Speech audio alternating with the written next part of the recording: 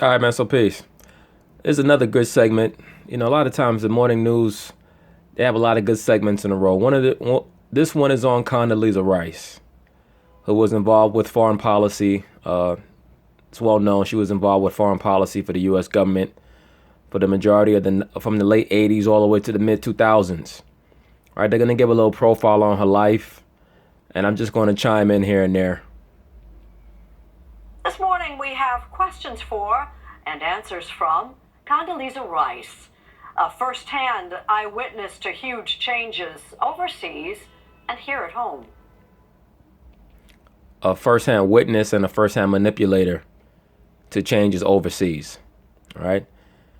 There you go. There you see her standing next to her boo, George Bush Jr. Her 8 years in the White House as National Security Advisor and Secretary of State were perhaps preordained. And let me just rewind back to something here. The White House as National Security Advisor.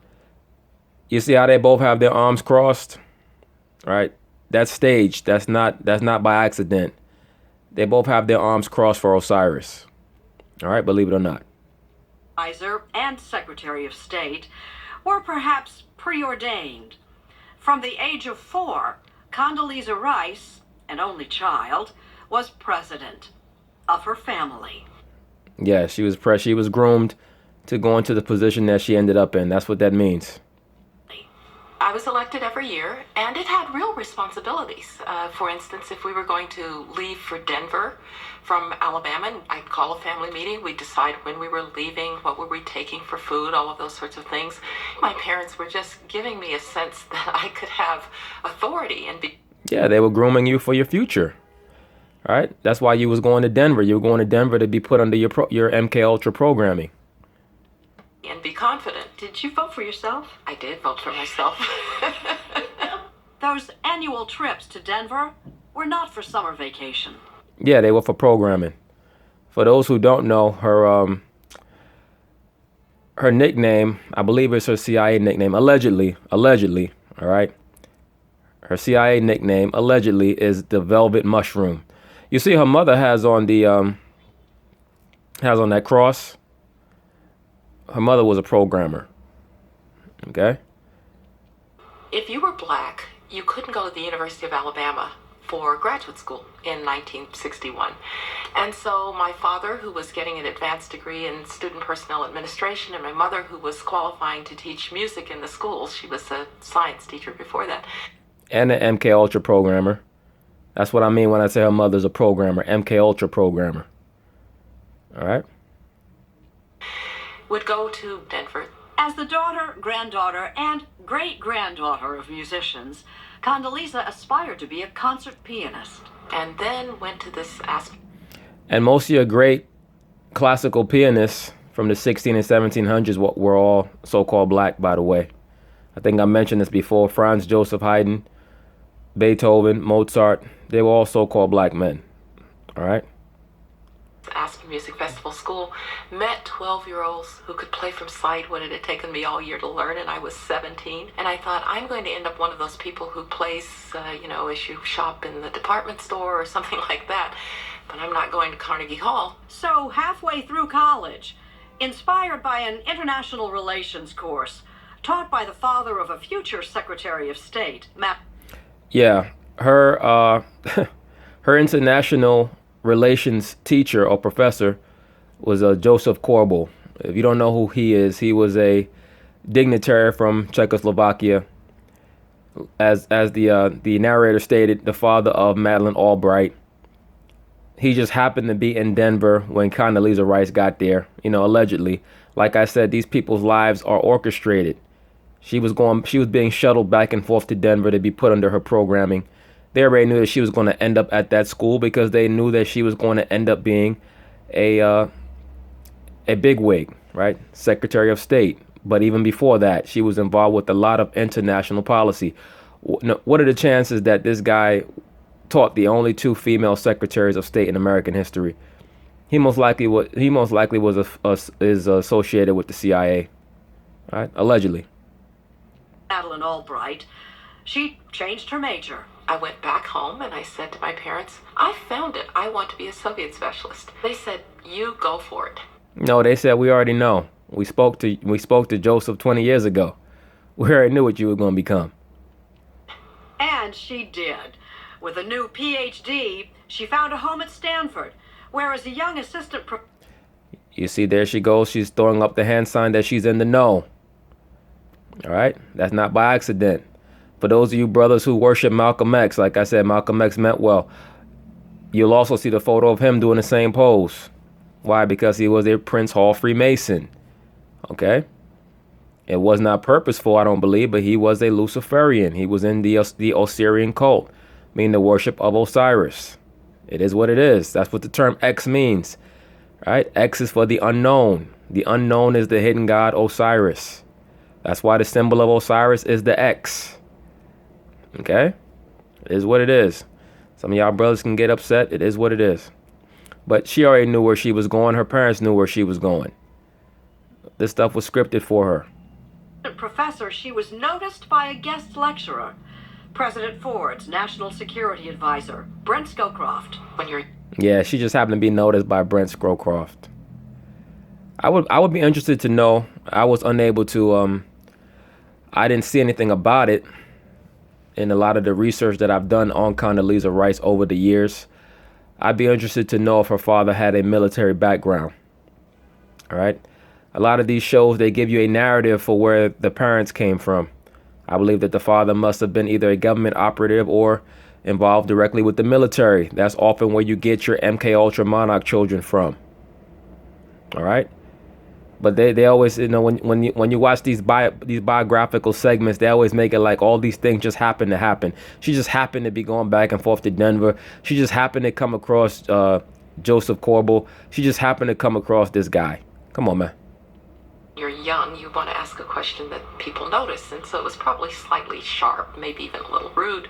But it took her career to a new, higher orbit. Brent came over afterwards and he said, I'd like to get to know you, and I want you to start going with me to the Aspen Strategy Group, which was where a lot of the foreign policy establishment met. Aspen Strategy Group, that's code word for a think tank. All right. I think I covered this when I did the feature on Susan Rice. They raised these monarch children up and they forward them to think tanks. I believe the one that Susan Rice went to was the Chatham House, aka the Royal Institute of International Affairs. That's where they learn how to think properly. Okay, they're worker bees. Their job is to do their part to bring in the quote unquote so-called one world government, so-called quote unquote new world order. All right, that's their job. And when Scowcroft was named National Security Advisor by President George H.W. Bush. And the guy who found Condoleezza Rice just happened to be named the National Security Advisor by George Bush, who was also formerly the head of the CIA. Okay. She went to the White House as a Soviet specialist. Soviet spy. 12 years later, she would return as National Security Allegedly. Advisor to President George W. Bush, and later Secretary of State. I presume you stay in touch with President Bush? I do. Today. Yeah, she stays in touch with him in more ways than one. For those of you who don't know, Condoleezza Rice was also used as a sex kitten in all of her dealings internationally. Allegedly, all right? Allegedly. Today, back at Stanford, Rice is best remembered for that post-9/11 decision to invade Iraq in 2003. She's also known for the pre-9/11 decision where her and her group were the brain children. All right, or pardon me, they were the Svengalis. They were the designers behind the so-called 9/11 charade, allegedly. All right, her group was known as the Vulcans. All right, Vulcans, named after the Roman god of hellfire. All right, the name Vulcan literally means priest of Baal. All right, or servant of Baal. And so all this stuff was orchestrated. The world with Saddam Hussein in it. He was a bad man. Yeah, he was also a CIA operative, allegedly. Yes. but no weapons of mass destruction. And then Al-Qaeda in Iraq becomes ISIS, which is arguably far worse than Saddam Hussein. Well, we have to get the timeline right here. First of all, what you know today can affect what you do tomorrow, but not what you did yesterday. And so we did not know at the time of the invasion that there were no stockpiles of weapons of mass destruction. So then why did you say that there were? If you didn't know that there weren't, why would you say that there were? You can't say that something exists and then claim that you didn't know it didn't exist. All right, after the fact. It doesn't work that way. Condoleezza Rice. Doesn't work that way. It's your job to know.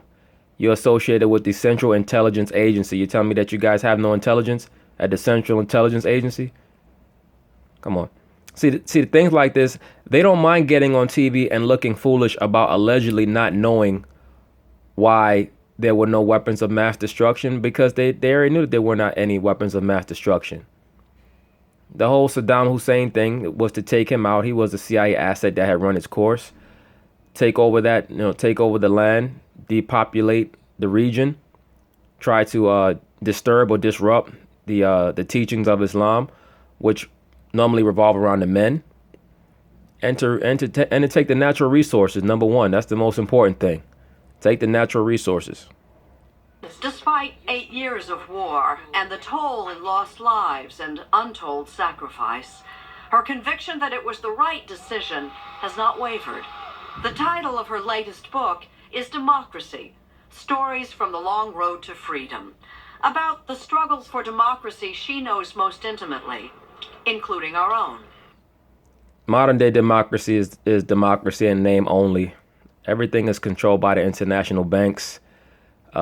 We basically just live in different versions of a socialist society for the most part.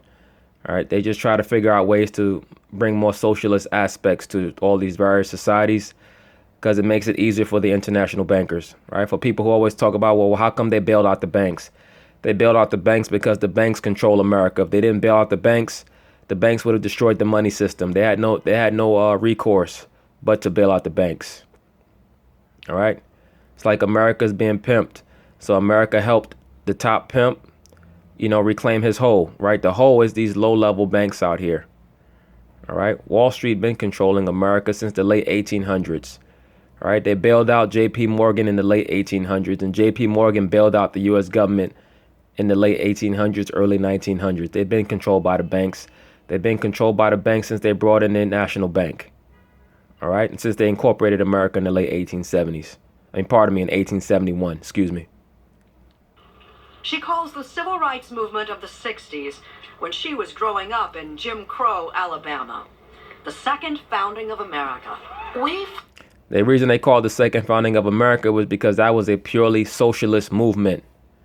All right. Everybody who was involved with that movement was a socialist and was controlled. Whether it was Martin Luther King, A. Philip Randolph, whoever you want to name, they were all controlled. Forget in the United States how long it has taken us to make we the people mean people like me. And indeed, I do think that America was born with a birth defect, with slavery. And so I do think that when we were finally able to deliver the promise of the Constitution to people like me, little girls growing up in Birmingham, Alabama, when finally my father was able to vote without difficulty, yes, it's the second founding of America. The first founding wasn't quite complete. I, Condoleezza Rice, do solemnly swear. Condoleezza Rice made history as the first African-American woman.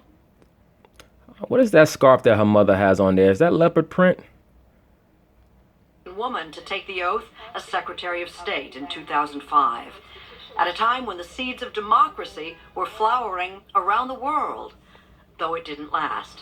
The purple finger elections in Iraq, and it was a high water mark in Egypt when they actually had an election that looked like it might be more democratic, and we'd seen the color revolution in Ukraine. And sometimes, unfortunately, as in Russia, you take a step backwards.